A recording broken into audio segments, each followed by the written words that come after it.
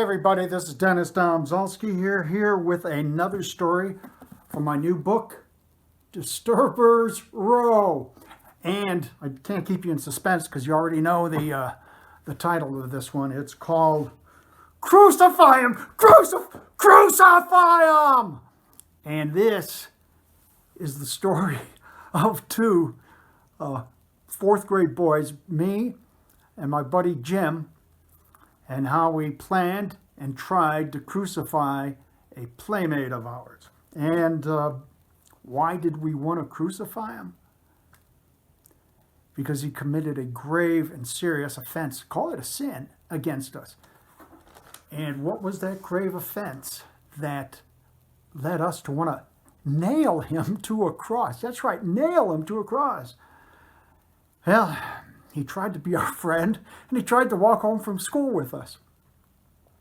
This is probably my favorite story in the book. One, because it's true. It actually happened.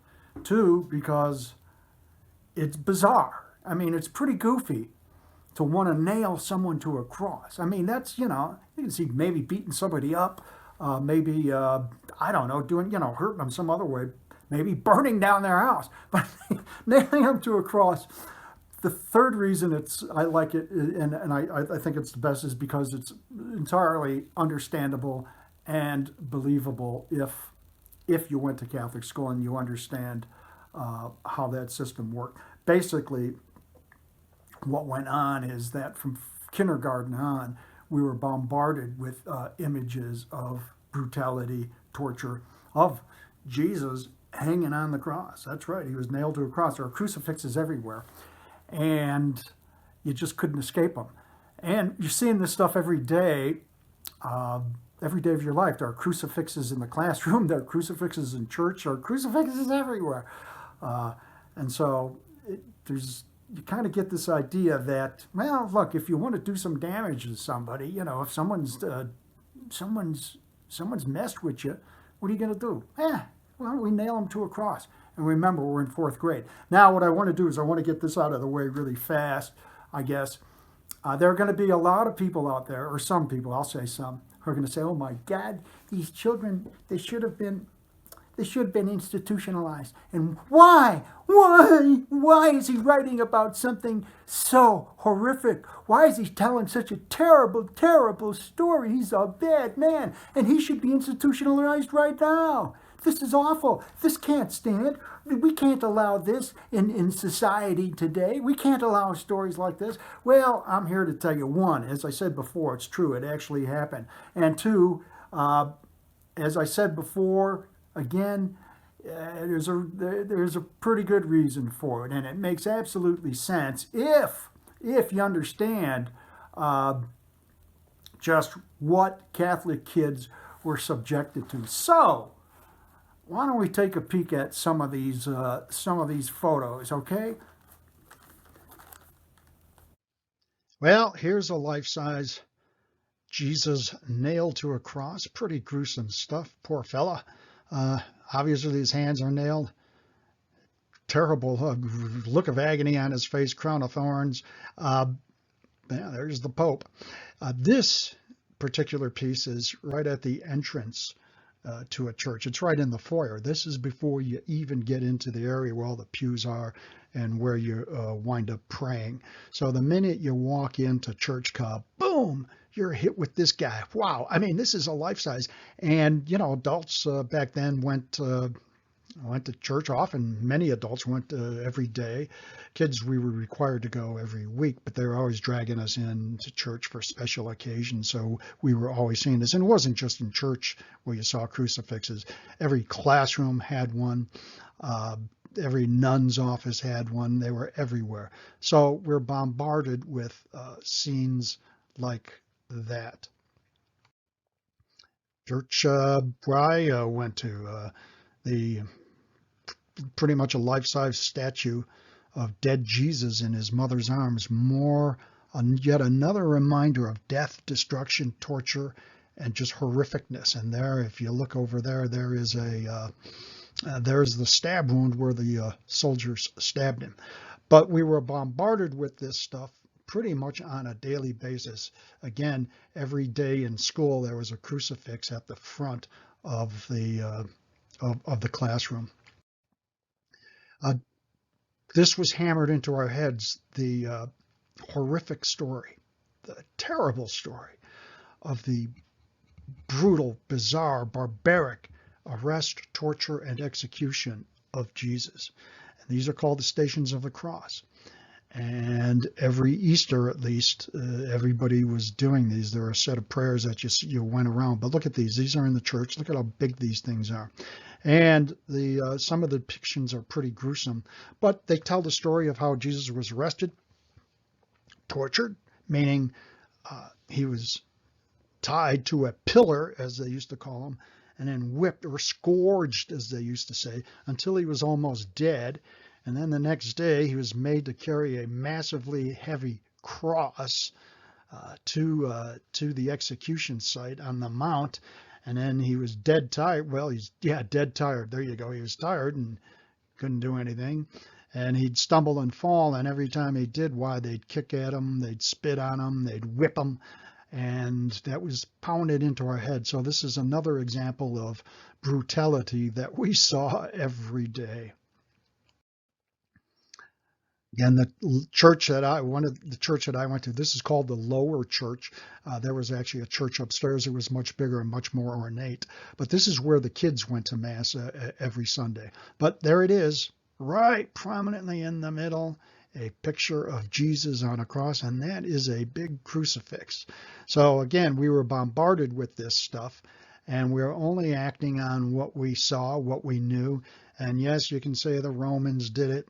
Blah, blah, blah. But as an 8, 9, 10-year-old kid, guess what? That doesn't register. All you know is that the way to punish people for indiscretions, no matter how minor, or no matter how severe, like trying to be your friend and annoying you, well, you torture them, you whip them, and then you nail them to a cross. Another life-size Jesus to greet people as they're entering a church. And as I said, we were just acting on what we saw and knew.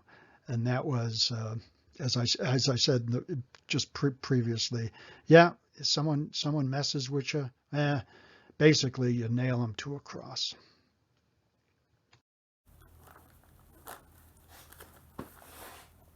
Well, as you can tell, that's what happened. We were bombarded with that stuff every day. And now let's just get on with the story. Well, here's it was. Me and Jim were pals. Been pals since basically first grade. We just goofed around everywhere together after school. And we were pretty close. There was another kid who was actually a friend of mine as well. His name was Daniel. And he lived just 2 doors down from me. But I was better friends with Jim, of course. Anyway, one day it was 4th grade, and at some point in time, Daniel wanted to walk home with us. We walked home from school for lunch, and we walked home at the end of the day at 3:15. And Daniel, maybe he was just lonely or whatever. He wanted to walk home with us. Well, Jim and I apparently both decided at once, no, we're not going to let this kid walk home with us. And Daniel wanted to be a friend. He wanted someone to talk to, but we couldn't abide that. No sirree. So one day at lunch, and this is a Friday, he tried to do this a couple of times, but it culminated on a Friday, basically afternoon. That Friday at lunch, Daniel tried walking up to us. Jim and I were walking side by side on the sidewalk, and Daniel came up to us and, can I walk with you? Can I walk? And we said, no, get out of here, get out of here. And we sped up, or quickened our pace, but he kept coming with us. So what we did is we walked to the other side of the street. Man, let's get away from this kid. Well, Daniel followed. And this is on the way home for lunch. Anyway,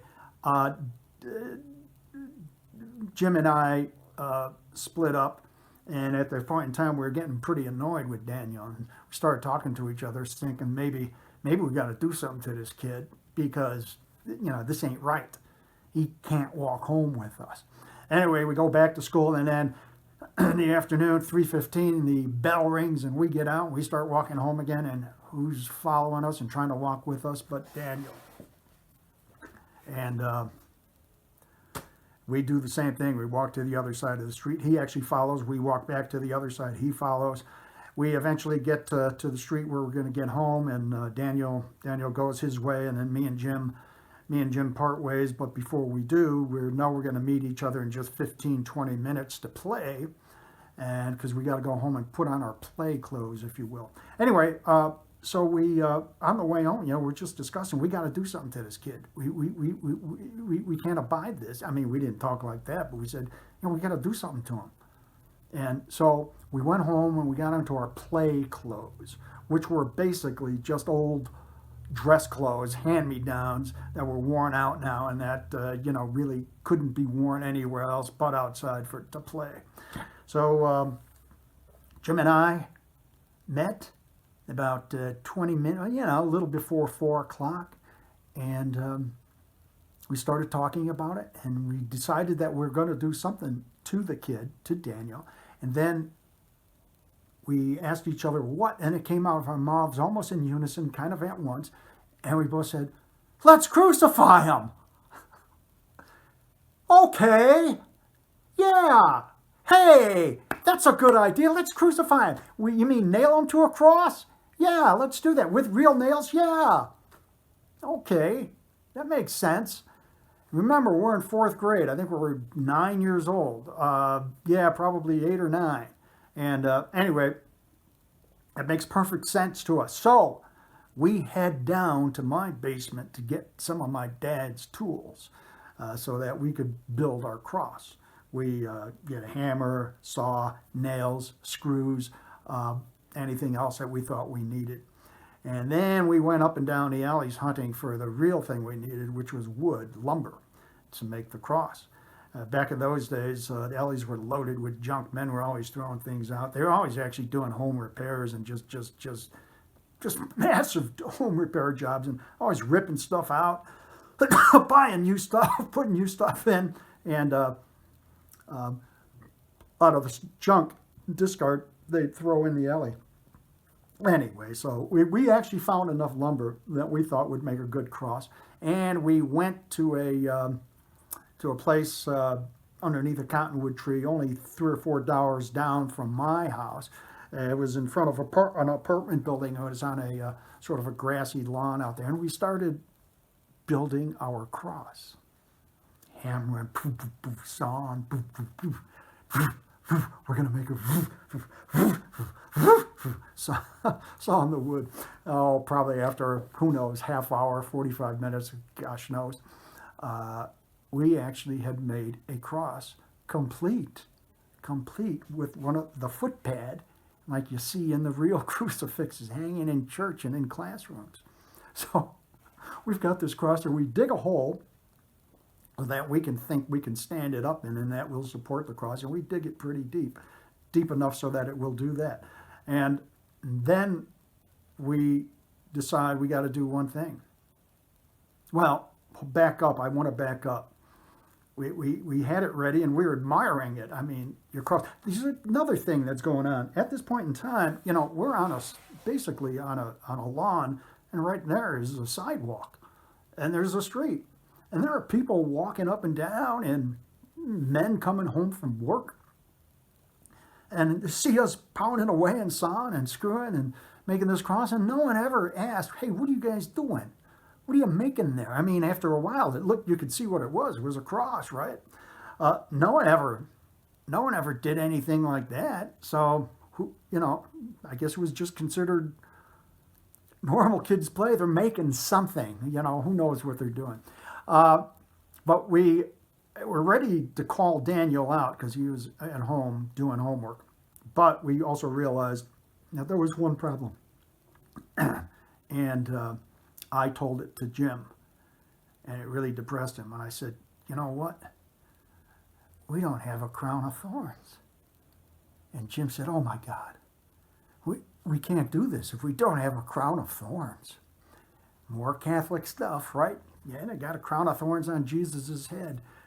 And we're kind of, he's bummed. And then I get bummed. I said, oh my God, we spent all this time, we made a cross, and we can't go through with this because we don't have a crown of thorns? I mean, that's kind of goofy, kind of crazy. That's unacceptable. So we go back to my yard, and where my dad has a rose bush, prized rose bush. He loved it, and trimmed it and kept it in great shape. So we hacked off a few of the branches, and we didn't destroy the rose bush, but we hacked off a couple of the branches, and tried to bend them into a crown. Well, unless you've got the real thin shoots, the branches are not very pliable and they're not going to bend, and so that didn't work. And so once again, we're foiled in our attempt to crucify a friend. Why? Because we didn't have a crown of thorns. Now this is bad stuff. I mean, this is horrible. But we're kids, and we're Americans, so we're not going to be denied. We put our minds to work. We start thinking. We use our imaginations. And we say, you know what? We can do this. We'll find the solution. And damn it, we did. The solution was my goofy idea. And you have to understand, I'm not a very bright kid at this time. My mind's just a mess. And I really have no concept of anything, of mechanics, of science, of nothing. So I said, well, why don't we just get some nails and tie them, with string, and we can make that into a crown. And he said, you mean pound nails into his head? I said, yeah, why not? It's just as good as a crown, ain't it? So that's what we did. We got some small nails, got some string or twine, and we somehow, wrapped the string around the nails and made what we thought was a pretty decent crown of thorns. We had nails on each side, so we had, the string would be there. There's one nail there, the other coming out there. So, it was like a real crown, right? So the next thing to do was to call Daniel out. He was in the house. He lived only 2 doors down from where we were assembling, where we had just assembled the cross on which we were going to nail him. So we go to we walk into his gangway, and he had lived in a house that had an enclosed back porch. And so we rang the doorbell basically at the foot of the porch, right in the backyard. And his mother answered, but she answered through the door and through a pulled curtain. She did not open the door. Who is it? And these Daniel and his family were Polish, and I think the parents might have been immigrants. The kids had been born here, so they talked with accents and didn't, really sometimes broken English. What you want? What you want? Well, can Daniel come out and play? Why? What you want? Well, we just want to play with him. No, go away. Go away. Daniel, do homework. Daniel, do homework. And we tried, we tried a couple of times. Oh, please, we just want to play with them. Come on, can't Daniel come out and play? No, go away, go away. Well, she wasn't going to let Daniel come out and play, that was for sure. And so we went back, dejected, to our cross. And it was getting late, and we were figuring we were going to have to go around to get supper anyway. And we were going to hide the cross, because we figured, well, you know what? He'll probably be outside tomorrow, meaning Saturday. And then we could get him then, and we could nail him to the cross. And you got to remember, we had actual nails and a hammer. Our intention was to pound nails through his hands into the wood, and through his feet into the wood. That was our intention. Then we were going to hammer, or somehow get this crown of nails onto his head and pull it tight and maybe hammer it in. That was our intention. Anyway, so Jim and I are trying to figure out what to do. My dad's tools are strewn all over the dirt and the grass. And this is Friday night. And for my family, Friday night, about whatever time it was shopping night. And that meant that they drove my dad's 1962 Chevrolet Impala to A&P store, which was about a mile away down by the Logan Square shopping district. Anyway, my dad's car pulled out of the alley right by this apartment building, and where me and Jim were, we had assembled our cross and all the tools were. My dad sees his tools, and he just, he goes nuts. He goes nuts. He loved his tools. He was in love with his tools, and he hated when we used them because all we ever did was get them dirty. We lost them, and we never put them back in the proper place. So yeah, he didn't want us using the tools. He sees his tools lying around, and he blows up. He goes, "What the hell are you guys doing? What are my tools doing there? La la la!" And he sees this cross, and he says, "What are you guys doing?" And of course, I wasn't very bright at the time, and I wouldn't have known what to say. But Jim, smart kid, just really, and he was smart because, one, he was clever, but also he actually knew how to feign respect to adults when he needed to, so that he wouldn't get into trouble. And so he goes by the the driver's side window and he goes, "Mr. Domzalski," remember Jim's in 4th grade, Easter is coming up, and we wanted to do the Stations of the Cross, and we thought it would be more realistic if we had a real cross. My dad just buries his face in his hands, and he shakes his head back and forth. I don't know what he was thinking, but it could not have been good, and I'm sure he didn't really want to know what we were doing and why we were doing it. He just yelled at me and said, "Get my tools in the trunk and get in this car."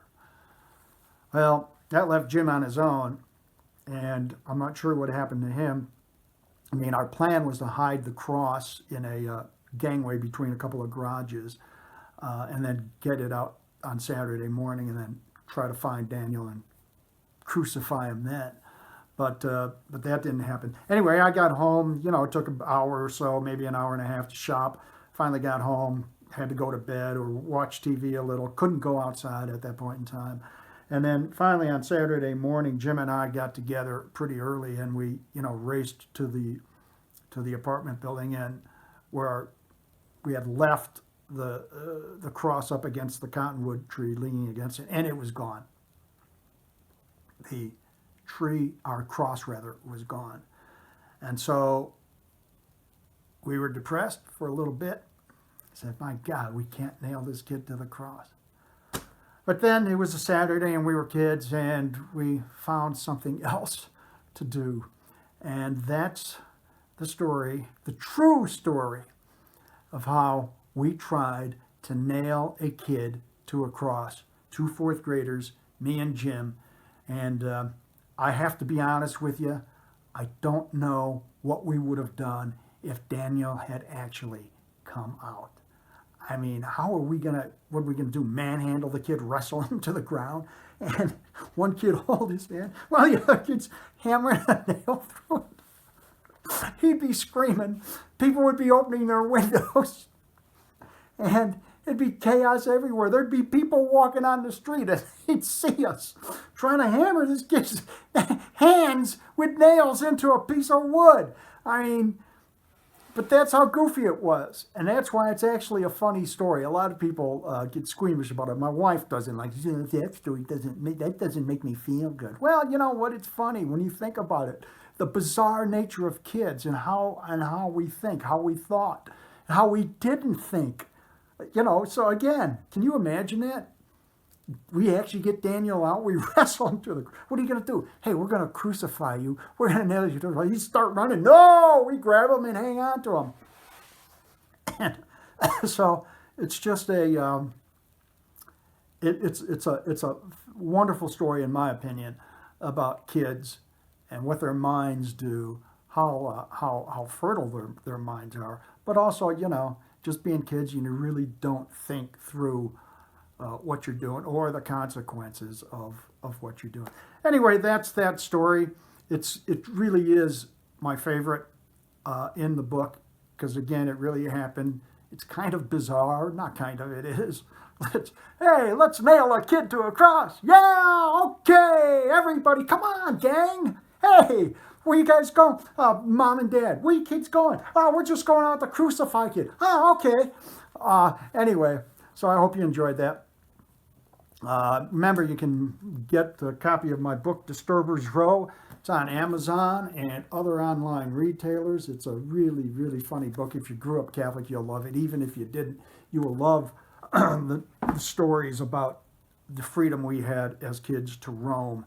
And that's the second theme in the book, not just growing up Catholic, but the freedom we had as kids to roam and go everywhere we wanted to.